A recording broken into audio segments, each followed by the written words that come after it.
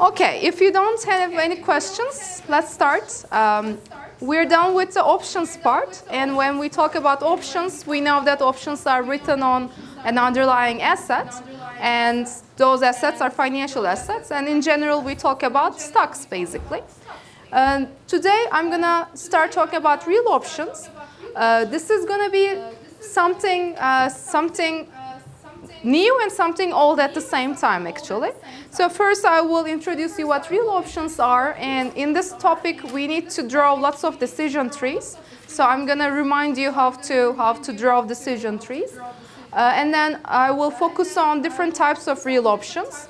And actually, I will solve a lot of questions. So this time, we're going to go over the topic by solving questions. So hopefully, today, it's not going to be all talk, but we're going to work on problems.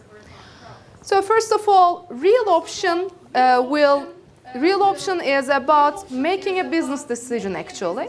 It has nothing to do with a tradable asset. What I will show you is I will talk about a decision, like an investment decision, and how having an option of any kind, having some flexibility, will add value to this investment decision. And as I said, real option, its name is real options, but they're actually not real. There is no financial assets those real options are written on. It's just an idea of flexibility when you're making decisions. Have you ever heard of real options before? Did you take any classes which show you what real options are about? No? Okay. This is really, really important in the sense that when you become CEOs of companies, you will actually always have real options in your mind. And today you will see why it is that important. Okay.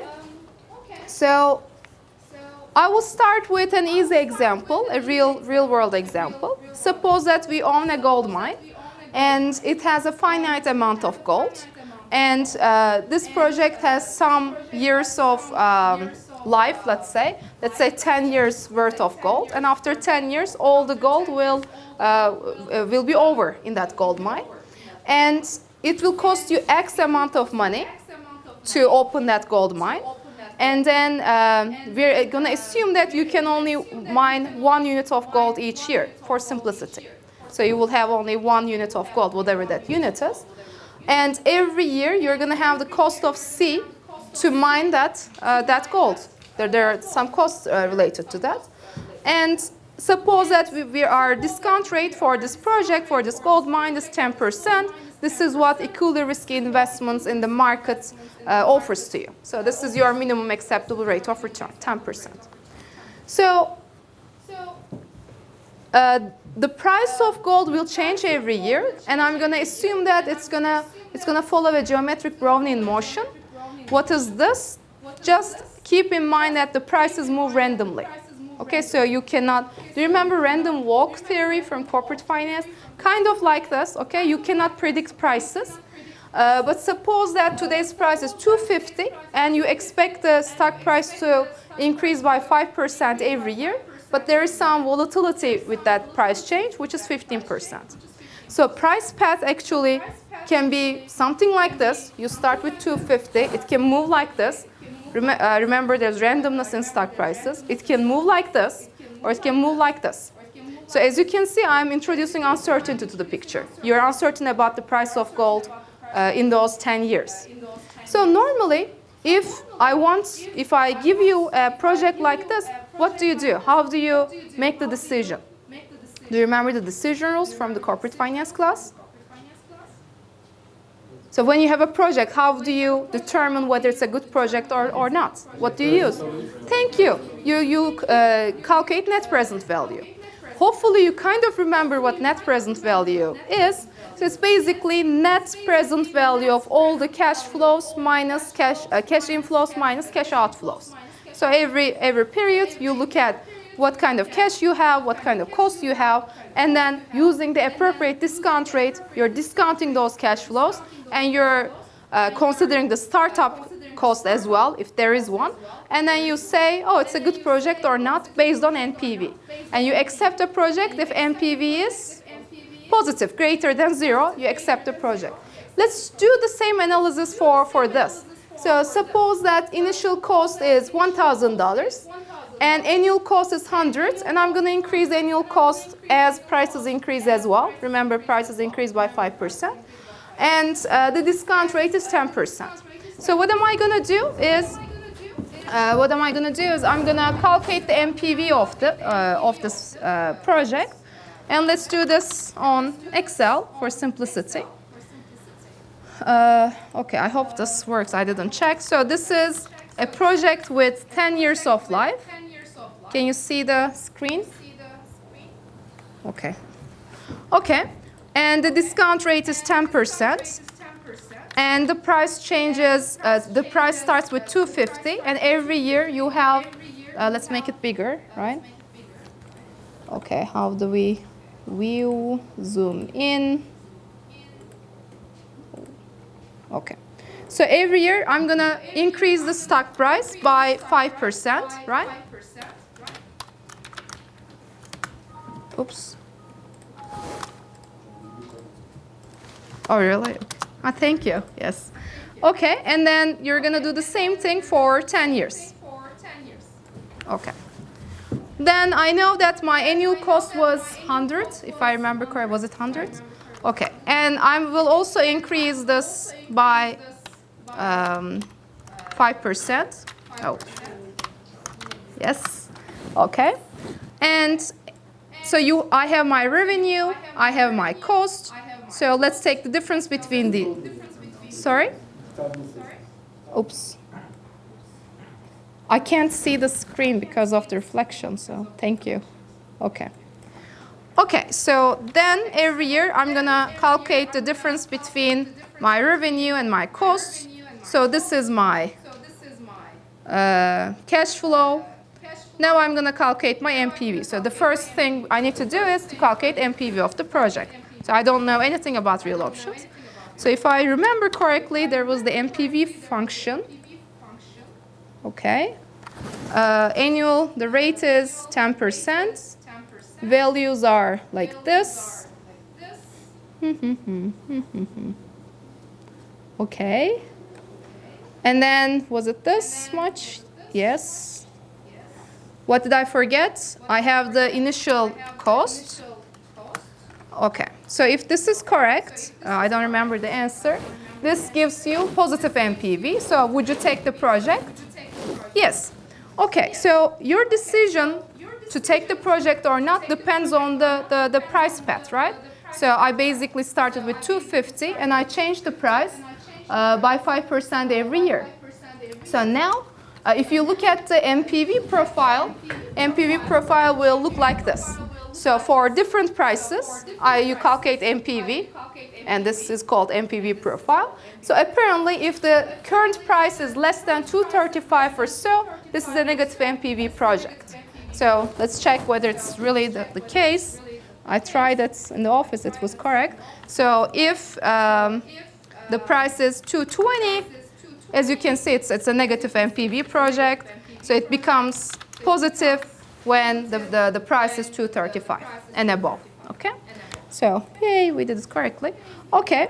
So this is what you normally do, right? You start with some MPV analysis. If it's positive, you take the project. So basically, if the stock price is, gold price is less than $235, you're not gonna take this project. If it is higher than $235, you're gonna take the project. Now, I will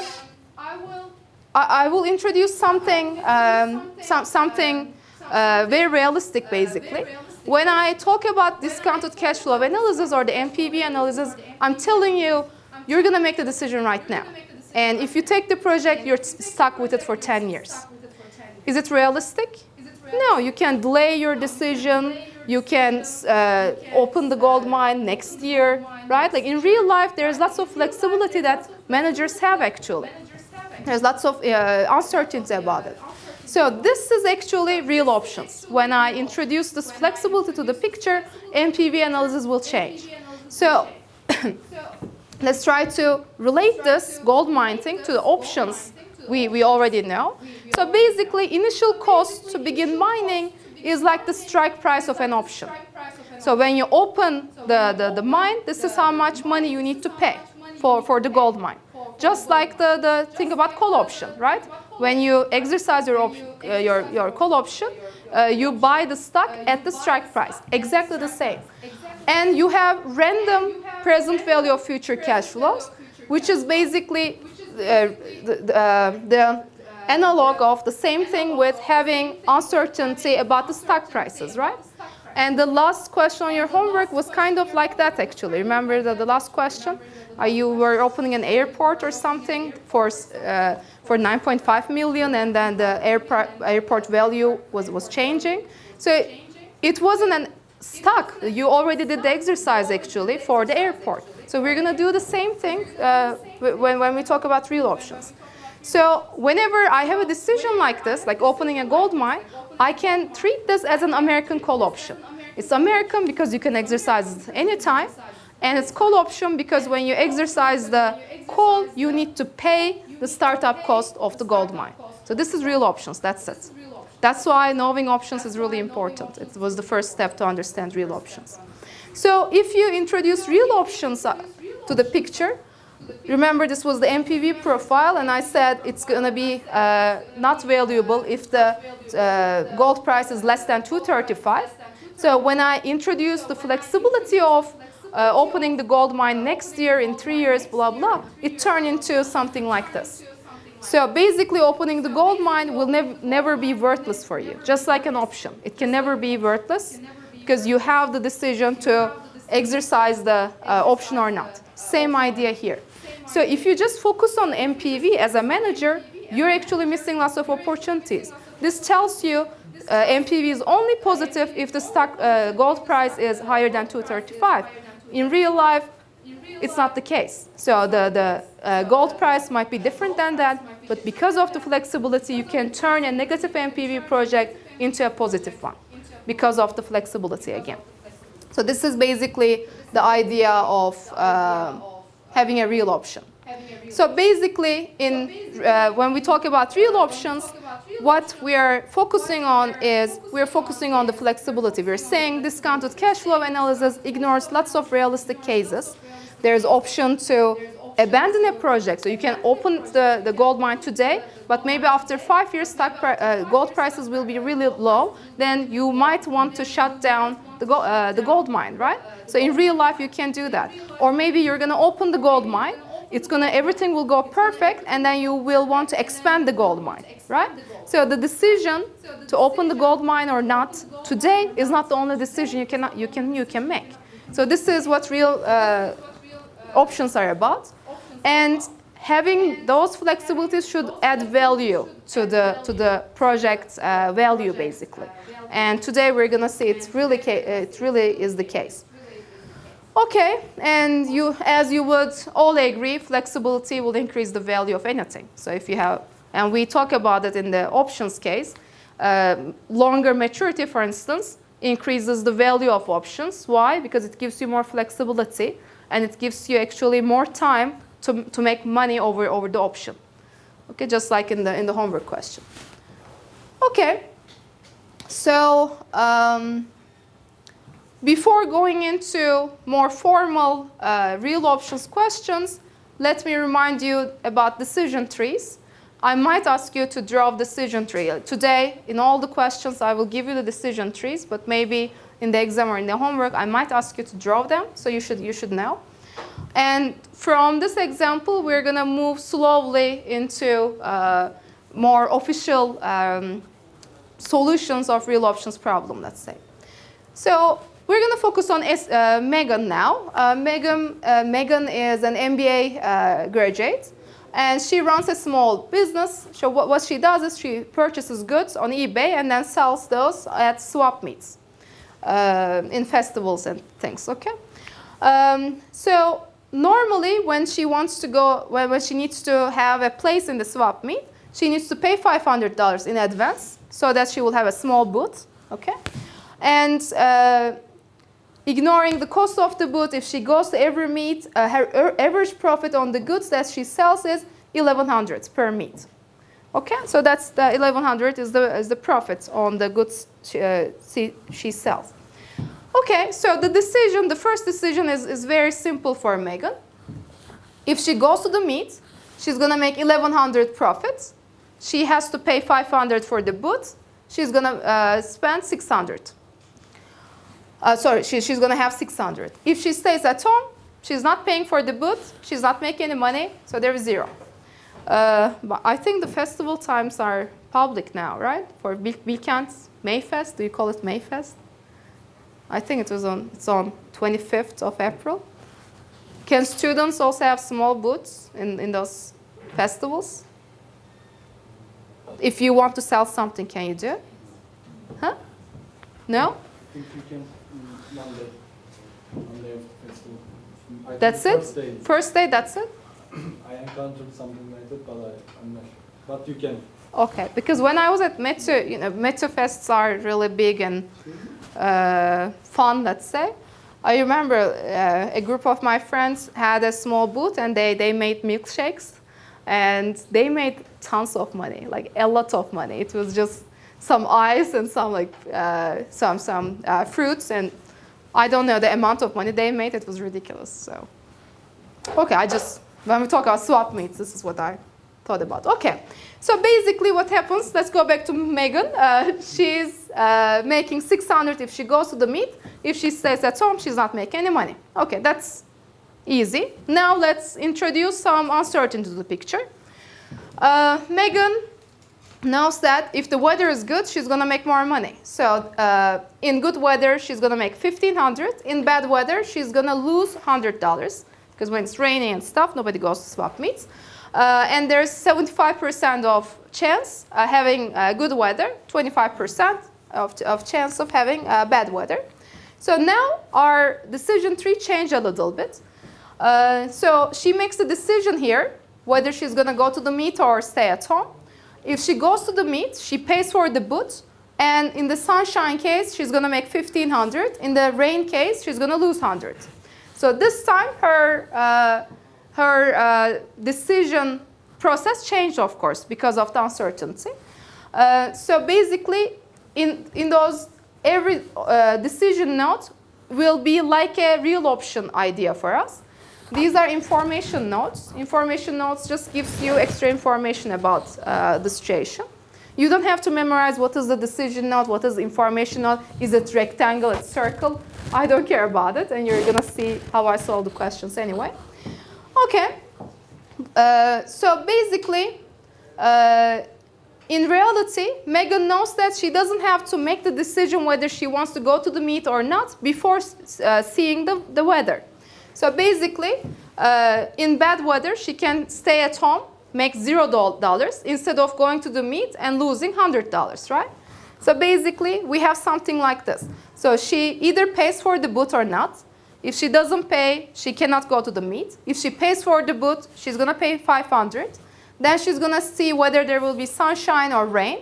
If it is rain, she can go to the meet, lose $100, or stay at home, not make any money. In the sunshine case, when she goes to the meet, she's going to make $1,500. If she stays at home, she's going to make $0. So this is how her decision analysis turned into, actually. So if we calculate the values of this real option, of this flexibility, we're going to see this flexibility will add to the NPV of the investment decision, let's say. So if Megan decides to go to the meet regardless of the weather, we have something like this, and I'm going to calculate the NPV for this. We already talked about it. Stay at home, don't make money, go to the meet, pay for the booth. Sunshine case, $1,500. Rain case, $100 lose. Or if she's going to make the decision when she observes the weather, this is what we're going to see, and we just went over this, so I'm not going to go over it again. So basically, what I have is I have something like this. So if Megan wants to go to the meet, regardless of the weather, what's going to happen? 70% of chance there will be good weather, 25% of chance there will be bad weather. So the expected profit of her is 1,100. Is this part clear? So let's go back. So basically we are here, and we're trying to see how much the expected profit is. 75% chance 1,500, 25% chance loss of 100. So when you calculate it, you see this is her expected profit, 1,100. But if we focus on the second decision tree I showed you on the right, then she can make the decision after she observes the weather. So this time what's going to happen? So she's going to observe the weather here. So she can either go to the, if there's the sunshine case, she will definitely go to the meet, right? Because she's going to make money. If it is rain, she will definitely stay at home. So 75% of chance she's going to make 1,500, 25% of chance she's going to make 0. Do you see the difference here? Now she doesn't have to lose hundreds because she's making this decision after she observes the weather. And if she stays at home, she's not losing money. Okay, is this very straightforward, or do you have difficulty following? Okay. Okay. So basically, if she makes the decision after she observes the weather, she's going to make 1125. So what happens? By the flexibility, by this extra uncertainty, and making the decision after observing the weather, basically Megan's expected profit increased. It was 1,100, now it is 1125. So the difference, these profits, is the value of this real option. She can make the decision after she observes the weather. That's the only thing, that's the only difference. So this is actually how we're going to calculate the value of the investment decision. In every question, we're going to calculate the NPV without the decision, without the flexibility. Then we're going to calculate the value of the real option. Together, it's going to give you the new NPV of the investment decision. Okay, so this is what I was trying to say. Calculate the NPV of the project without having any flexibility.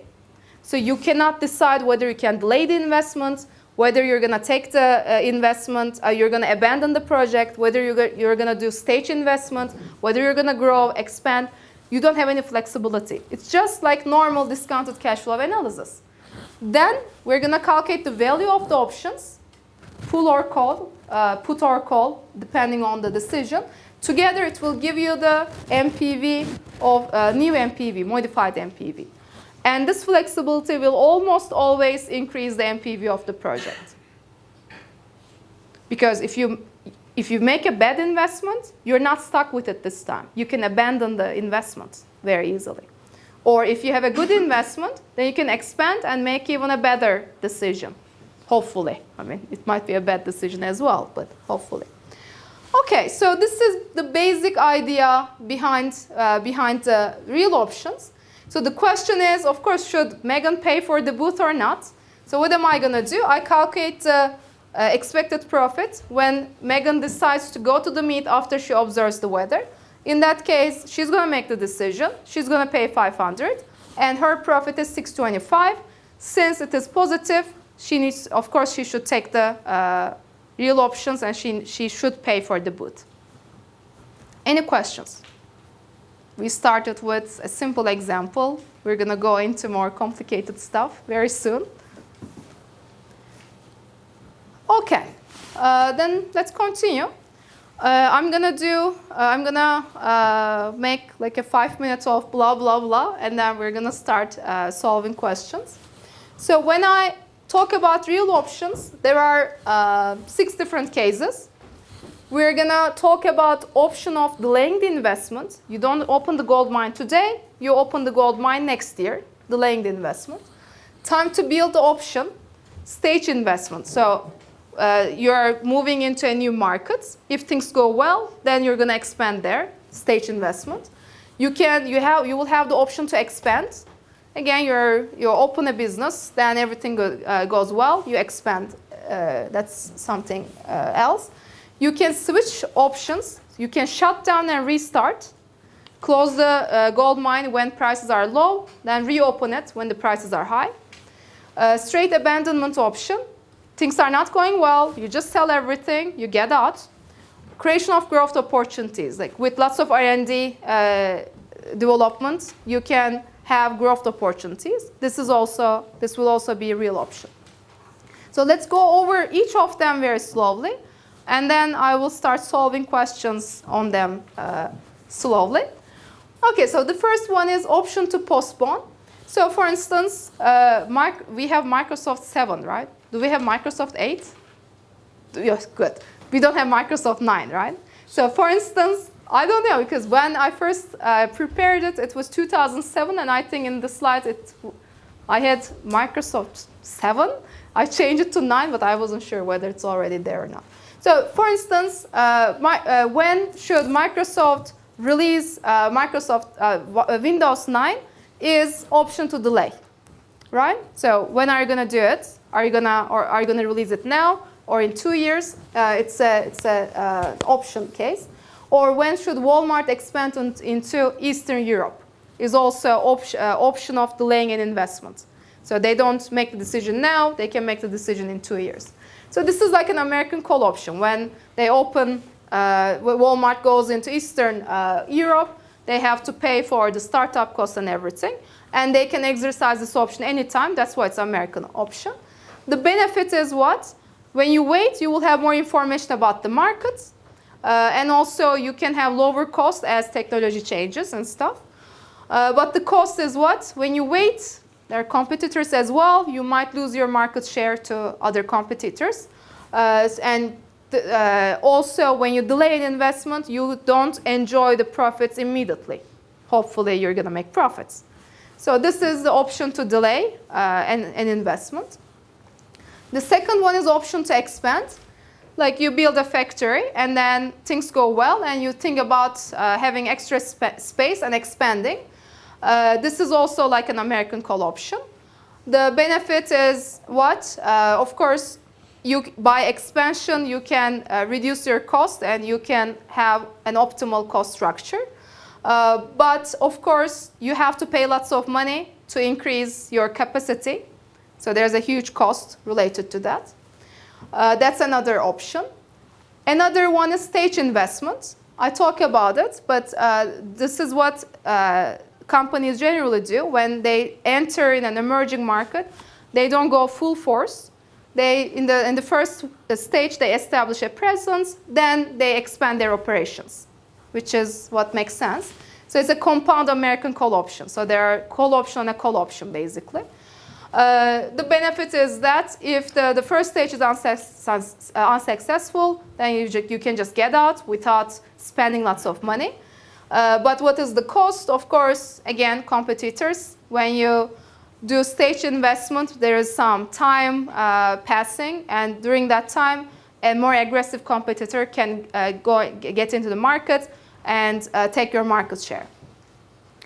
Okay, the other one is shutdown and restart decisions. I talk about it, but you can think about the gold mine example. Remember, the price of gold affects your profits a lot. So maybe you can shut down the gold mine when prices are very low. You don't have to incur costs if you shut it down. And when the prices are good, then you can restart the thing. Or with the factories, like when there's low demand, shut down the factory. And then when the demand is high, reopen it. It's also like an American option. And the benefit is, of course, we are just operating when things are profitable. You're not incurring annual costs and everything. But the cost is, I mean, saying this is very easy, but there's shutdown and reopen costs as well. So it's not that easy to do what I just said. So this is another example of an option. Then we have straight abandonment option. Instead of closing and restarting the business, you're abandoning the project immediately. And you do that when things are not going very well and the operations are not profitable. This is like an American put option because when you abandon, you're going to get some money. You're going to sell your business. You're going to get money from it. So this time it turns into a put option. The benefit is that you're not stuck with the project forever. You're not stuck with an unprofitable investment all the time, which is a good thing. The costs are, there's abandonment costs. Like in the gold mine, for instance, when you close it, you have to pay lots of money for the cleanup costs, ridiculous amount of money. And the same thing with factories and stuff. You have abandonment cost. And it's very difficult to calculate the salvage value of the investment, how much it's worth when you want to sell it to someone else. And I think this is the last one, creation of growth opportunities. So, for instance, you're making lots of R&D expenses and you're trying to develop a new drug. In that case, it's all about growth. Like you're spending ridiculous amount of money on R&D, and then there's lots of uncertainty about it. So normally, when you look at R&D investments, they're almost always like it looks like negative NPV project because the R&D expense is very high, and you don't know how much value you will create. You don't know whether things will go well or not. So that there's lots of uncertainty about it. And also, it is tough to value. Think about like drug research. It's tough to value the patents you're going to get when things go well, for instance. So it is difficult to value these kind of options. Okay, so these are the 6 different option cases which are all very realistic. You would all agree with it, I guess. And now we're going to go into the details of how we're gonna calculate the values, real option values. Do you have any questions? Okay, good. Suppose that we are drilling an oil well. The drilling rig costs $300 today, and in 1 year the well is either a success or a failure. So the outcomes are equally likely, 50%, 50%. The discount rate is 10%. And if the project is successful, you're going to make $575. If it is unsuccessful, you're making $0. So basically, do we have the picture here? Yes. So you drill, you open the drill, you get $575 or 0. And the cost of opening the drill is $300. So this is our decision tree. Okay, so if I ask you to calculate the NPV of the project, what are you going to do? You're going to calculate the expected profit first. So if it is success, it's going to be success with 50% chance. You're going to make $575. If it is a failure, you're making $0 with 50% chance. So the expected payoff is $287.5. So is this a good project? Would you take this project? No. Why? The initial cost is $300. So it's a negative NPV project. Very, very simple. Okay. So, yes? Aren't these the present values? So why did you discount them? Oh, I did at the end. Here. You're right. It was 287 in the first period, and I discounted it by 1 period, 1 plus R. But the 575 is the present value of that. Okay, good. Let's go back. Thank you.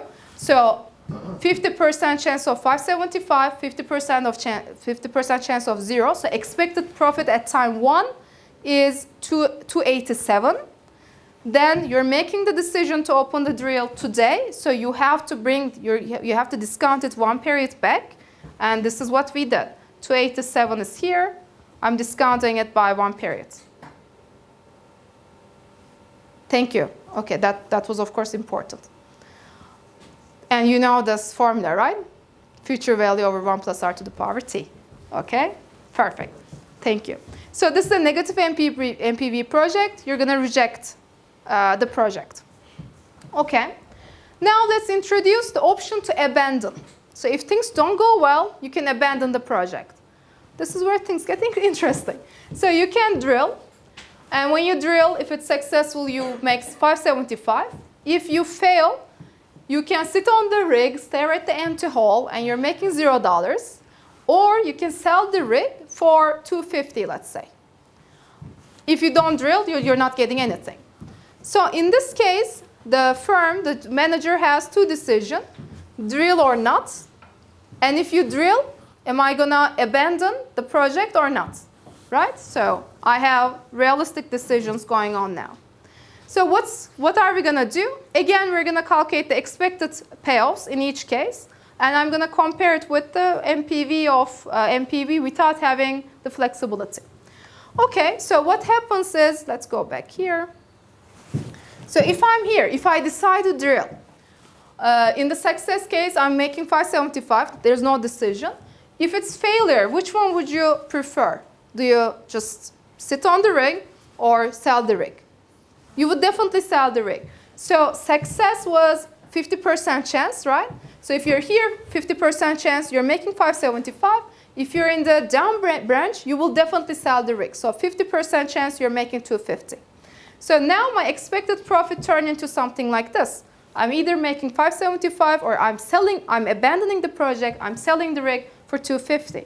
So the expected payoff is $412. Then again, calculate the NPV. Again, this happened at time 1. I'm making the decision today whether I'm going to drill or not. I already made my decision whether I'm going to sell the rig or not, right? I'm definitely selling the rig. If I'm here, that was the first decision. I'm going to abandon the rig. So now the decision is whether you're going to drill or not. So I'm moving to time 0 because I have to make that decision at time 0. So I'm taking this, I'm discounting this 1 period. The initial cost is 300. So this time, NPV is 75. Would you drill? Yes. As you can see, it was a negative NPV project without the option to abandon, but this option gave you more value, and you increase the NPV of the project, basically. So the difference between these two, basically, is the value of the option. So without the option, you were losing $38. With the option to abandon, you're making 75. So the difference is basically the value of the option, which is 130. Any questions here? Okay, good.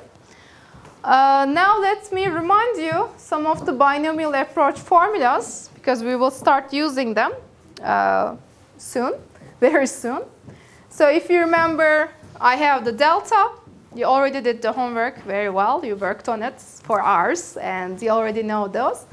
So this was the call payoff in the upstate, call payoff in the downstate, stock price in the upstate, stock price in the downstate, and you're borrowing money.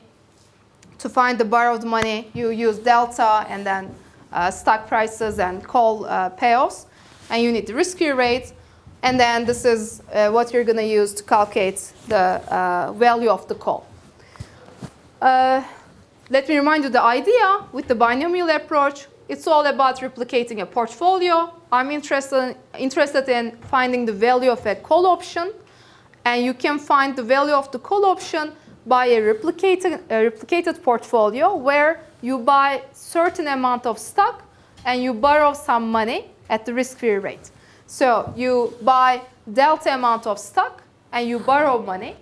And this portfolio's return is same with the call return. You're mimicking portfolios. Because of that, because of law of one price, those two portfolios should have the same price. That's why we are using this formula. What is the price of the call compared to stock price and borrowed amount of money? Just a little reminder of the intuition. Okay. Let's read this, and I want you to calculate the NPV of the project first. So let's see. Let's read this. Herky is opening the Hawkeye Bar and Grill in downtown Iowa City. This is where I spent my 6 years. Herky was our mascot of the American football team. Very cute little thing. Okay. Not at the bar, no. But fair question, very fair. We had only 2 bars anyway. Okay, although Herky is hopeful that his bar will succeed, he knows that there's a chance his business will fail. Herky has predicted the probabilities that his business will realize high or low demand for the next 2 years. If the business doesn't do well, Herky does have the opportunity to abandon the bar and sell the building and equipment for $300,000. Based on the risk of the project, Herky requires a return of 10% on the investment in the bar, and he can borrow and lend at the risk-free rate of 5%. So I'm going to give you the decision tree. This is a decision tree. So the startup cost of the bar is $600,000. You might have a high state or low state with those probabilities. In the high state, you're making $200,000. Then in the second state, again, you can have high or low cases. And here, in the first state, you might have a low case. If it is the case, you're going to lose money. Herky will lose money. And then again, in the second period, you might have a high demand or low demand. And these are the profits related to that. So first, I want you to ignore the abandonment option. Because when you abandon, Herkes can sell the bar for $300,000, if I remember correctly. So just ignore it. And using this, I want you to calculate the NPV of the project. You can work in groups. I think you all worked on it. So let's just see what the NPV should be. So this is the first step. And I mean, you should be able to calculate NPV on those projects like without any hesitation. It should be a piece of cake for you, OK? So what you need to do, I will try to do it in one step. So just follow me. Let me. You have to check whether my calculations are correct. OK, so you have 1 million times 70%. Plus you have 200. Can I write it like this? OK. With 30%. OK. So this happens at time 2, right? I'm discounting it 1 period back. So now I'm at time 1. So, right? This is my expected 70% chance you're making 1 million, 30% chance you're making $200,000. So expected profit will be given with this equation, right? So now I'm at time 1. At time 1, I'm also making 200,000. So plus 200. This is at time 1. And this is gonna, oops. Okay, and you're gonna be in the up branch with 80% chance. So you're multiplying with 80%, right? Right? Okay. This was the up branch. Now in the down part, plus. When I'm in the low case, with 10% chance, you're gonna make $400,000, and with 90% chance, you're gonna make minus 400,000. Again, those values that are at time 2, I'm gonna discount them by 1 period, 1.1. Now I'm at time 1. Now. Here, in the low demand case, you're losing 15,000. So this is what you have. And you're going to be in the low branch with 20% chance. This is at time 1.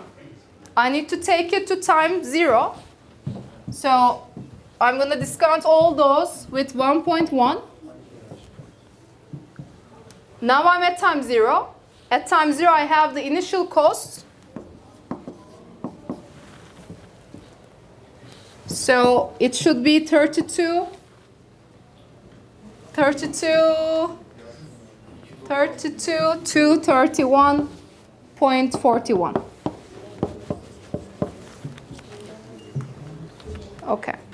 I don't have this on the slide, so write it down if you want to have it as your note. No, not a break, not yet. Let's just finish this. So without the abandonment option, the NPV of this project is $32,000, minus $32,000. So you shouldn't open the bar, right? Now, any questions here? Okay. So now when I introduce the abandonment option, it will actually be like a put option. So you can abandon the project. When you abandon the project, you're going to get $300,000, right? When the demand is low. So what am I going to do? I'm going to calculate I will try to make it look like the binomial approach, option pricing. So what am I going to do is, I'm going to say, okay, you can make the decision to abandon the project when you have low demand. So I'm going to calculate SU and SD and S. Then I'm going to calculate PU and PD, basically. And from there, I will try to calculate the value of the put option, the value of having the abandonment decision. So just try to stay awake for 5 more minutes. This part is really important. So what am I going to do? In the up branch, actually, we're going to do something what we just did before. So in the up branch, with 70% chance, you are making 1 million. 30% of chance, you're making $200,000. So this happened at time 2. You're going to make the decision to abandon the project at time 1, right? So I'm taking it 1 period back. So in the up case, you're discounting it with the discount rate. You're going to have 690. In the down branch, what do you have? You are either making $400,000 or you're losing $400,000. With those probabilities, again, I'm calculating the expected profits, basically. And I'm discounting it 1 period back. Here, it's going to be minus 290. So now I know my expected profit in the up case and down case when I'm here or I'm here at time 2. You already calculated those, actually, when you try to calculate MPV. Then I'm going to say, OK, I need the stock price underlying assets value at time 0. So I'm going to calculate S0. So in the up case, you'll make 690. In the down case, you're losing 290. So with 80% chance you're in the up case, 20% chance you're in the down case. So you're multiplying the probabilities with SU and SD. And since those happen at time 1, you're discounting them 1 more period. So the value of this bar today, the stock price kind of, is $449,000. So now you have SU and SD. Remember, like, we don't really have a stock, but we are trying to make everything similar to the binomial approach. Now underlying asset is actually this investment, this bar. So I'm calculating the value of the bar. OK, so this was SUSD part. Now let's focus on the put option payoffs. I need PU and PD. So what happens is, if you're in the up case, in the high demand case, you're making 690. Remember, the 690 happened at time 1. And you make the decision to sell the bar at time 1. When you sell the bar, you're selling it for $300,000. So the question is, would you sell this bar for $300,000 if your expected profit is 690? No. So in this case, your put option is worthless. You wouldn't abandon the bar because it's profitable to keep it. When you have low demand case, PD, I'm interested in PD, I'm going to lose 290, but instead I can abandon the bar and I can make $300,000. So the difference, this is the value of the put option, basically. It's going to be 590, right? You are not losing 290 anymore. On top of it, you're making 300. So together, it's almost like you're making the payoff is 590. Does it make sense? OK. You're benefiting from not losing money plus the money you're going to get when you sell the bar. The rest is actually very easy. The rest is just formula. So you have PU, PD, SU, SD. From here, you calculate the delta. You calculate the borrowed rate. From, again, the formula, you calculate the value of the put, which is $125,000. Without the option to abandon, the value of this investment was minus $32,000. But the value of abandoning, the value of this real option is $125,000. So if you add them together, now your MPV star is actually $93,000. So would you open the bar if you have the decision to close the bar after 1 year? Yes or no? Yes, because now it turned into a positive MPV project. So this is what real options are all about. I'm going to introduce the flexibility. I'm going to calculate the value of having that option, whatever it is. I'm going to add it to the MPV without having that option. And in all the cases, I'm going to increase the MPV because of the managerial flexibility. Any questions? OK, let's take a break then. I will see you in 10 minutes.